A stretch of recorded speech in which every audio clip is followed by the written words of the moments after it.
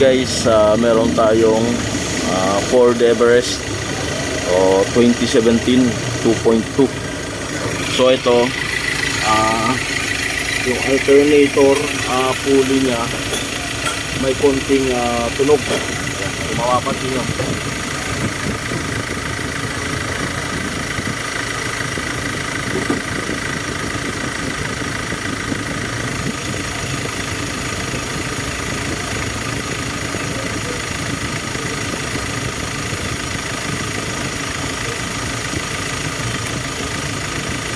mapapansin nyo guys, merong kunting tunog yan.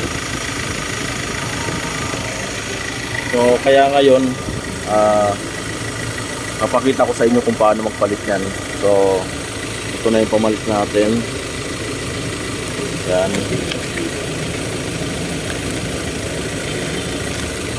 Ito na yung pulley. So isasabay na rin natin yung belt nya. Yan.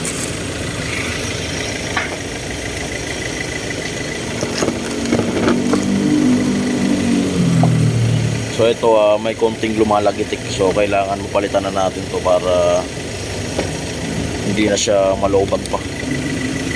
Yan. So ito. Yan. Yan guys. So ito yung gagamitin nating pantanggal. Yan.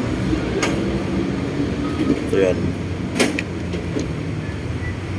Ano nga lang? Yan guys, so magtatanggal tayo nito para makabuelo tayo. Yan.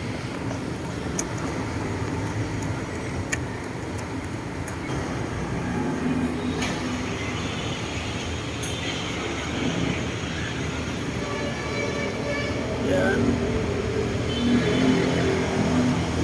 So magtatanggal tayo nitong belt. Magpapalit na rin tayo nito.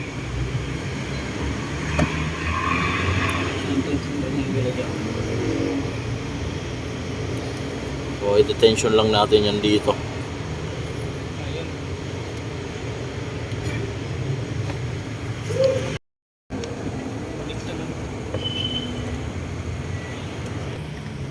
Tama na. Okay.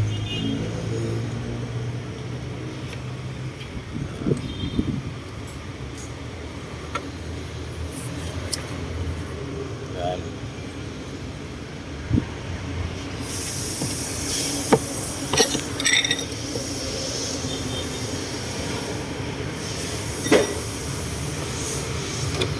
Yan guys. So unahin muna natin to.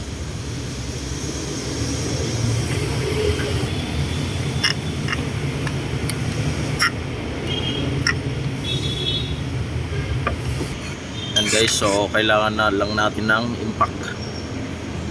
Yan.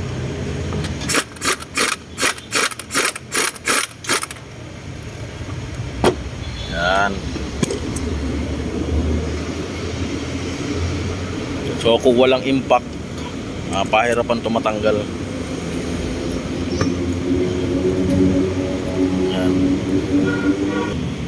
Yan guys, so ito na yung bago.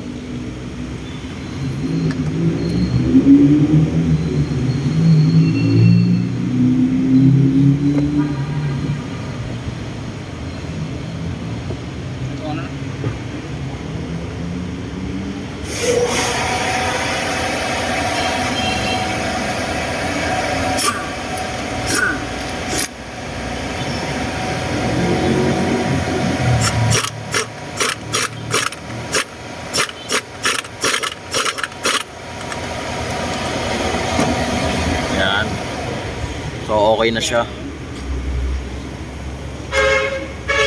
So ganun lang naman yun kadali.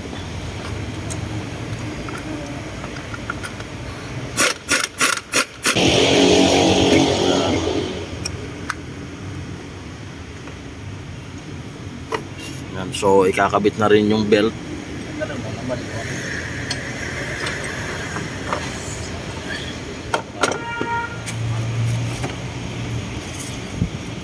Guys, so nandito na. So medyo masikip kasi dahil Tinanggal ko kasi sa Maraming bearing to. 20 dash yan. Yan. Binili mo sa... So ibabalik na lang to. So susubukan na nating panda rin.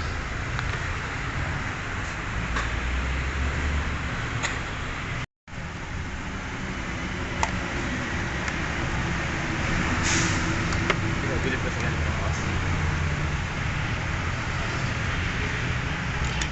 Parang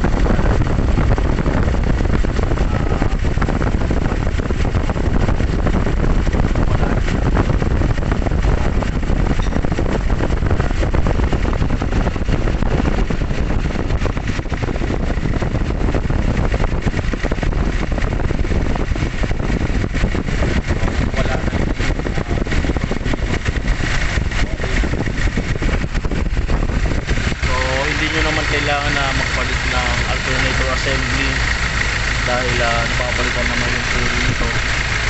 So ganun lang kadali magpalit ng alternator pulley.